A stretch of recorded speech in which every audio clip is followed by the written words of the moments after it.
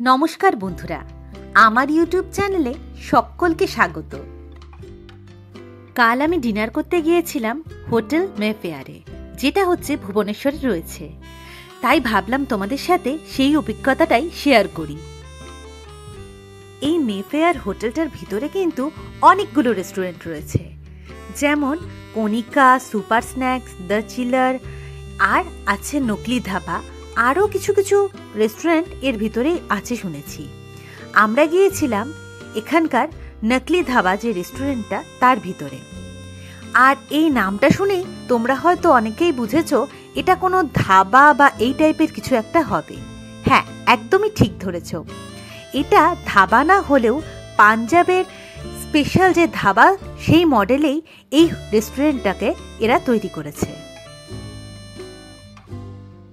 এই রেস্টুরেন্টের ভিতরটা যেহেতু পাঞ্জাবের আদলেই তৈরি, বা পাঞ্জাবের যে স্পেশালিটিগুলো সেগুলোকে এখানে তুলে ধরা হয়েছে। আর এখানে কিন্তু খাবারগুলোর মধ্যেও সেই স্পেশালিটিগুলোই অনেকটা বর্তমান।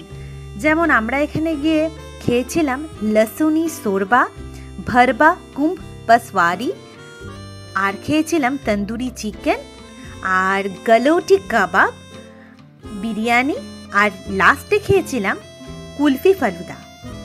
এগুলো প্রত্যেকটা খাওয়ারই কিন্তু ছিল জাস্ট অসাধারণ। আমার তো বাবা খুবই ভালো লেগেছে। দামটা একটু বেশি, কিন্তু খাবারগুলোর কোয়ালিটি বা কোয়ান্টিটিও কিন্তু বেশ ভালোই ছিল।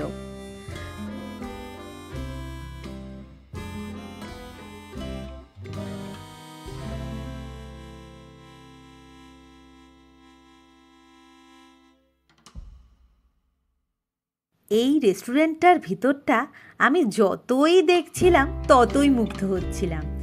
এর ভিতরে কিন্তু একটা লাইভ মিউজিকেরও ব্যবস্থা রয়েছে, যেখানে দুজন শিল্পী বসে গান গাইছিলেন, যাদের গানগুলো এতটাই ভালো লাগছিল শুনতে, কি বলবো। আর সেদিন বাইরে অঝোরধারায় বৃষ্টি পড়ছিল। তাহলে ভেবে দেখুন তো কতটা ভাল লাগছিল সেই মুহূর্তটা। আর এখানে এই রেস্টুরেন্টের ভিতরে কি নেই বলুন তো? আছে পাঞ্জাবের স্পেশাল সেই পুরনো দিনের কুয়ো, ট্রাক, এছাড়াও রয়েছে পুরনো কিছু বাসন, আর অনেক কিছু দেখার মতন। আর এই ভিডিওটা আপনাদের দেখে কেমন লাগলো আমাকে কিন্তু অবশ্যই কমেন্ট করে জানাবেন।